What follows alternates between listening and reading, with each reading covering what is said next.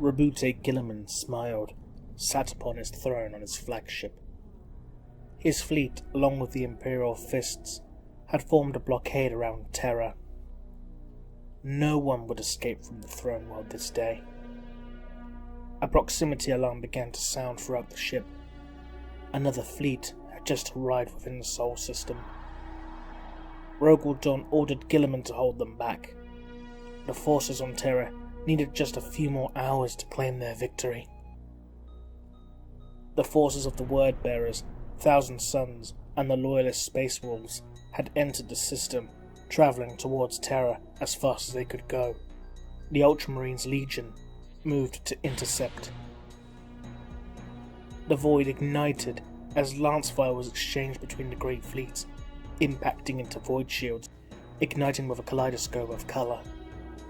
The Ultramarines' fleet was much larger than the combined armada of the Loyalists, a fact that had not gone unnoticed by the commander of the Thousand Suns, Azag Araman. Araman ordered for the boarding torpedoes to be readied. Revulavada was stunned. A boarding action? With so few soldiers?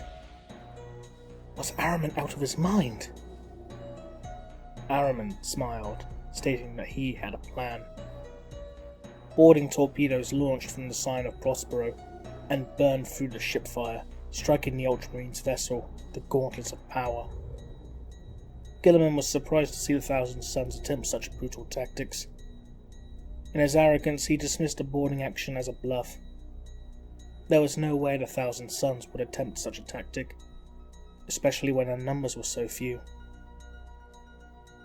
As the ship's crew and tech adepts attempted to seal the hull breaches on the Gauntlet of Power, the boarding torpedoes clicked and whirled open, the head of the torpedoes opening up with a hydraulic whine and hiss of escaping gas. Within the shadows of the boarding torpedo, various eyes lit up, glowing a luminescent green. The ship's crew recoiled in horror at what emerged from within.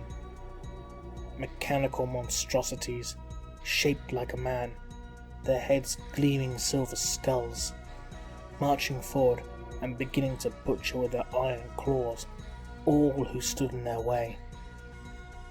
The men of iron chanted their orders over and over again in a heavily distorted, robotic monotone. Death to the traitors.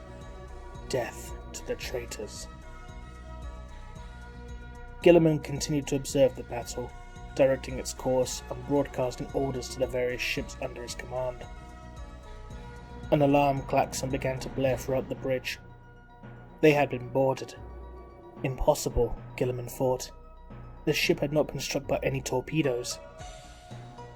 There soon came reports of heavy fighting on the engineering deck, panicked requests for reinforcements and aid before the transmissions fell silent. Gilliman slammed his fist down on the arm of his throne. Did he have to do everything himself? Gilliman and the Terminator-clad Astartes of the First Company marched to the engine room, seeing the corpses of his men fill the corridors. No other bodies were found.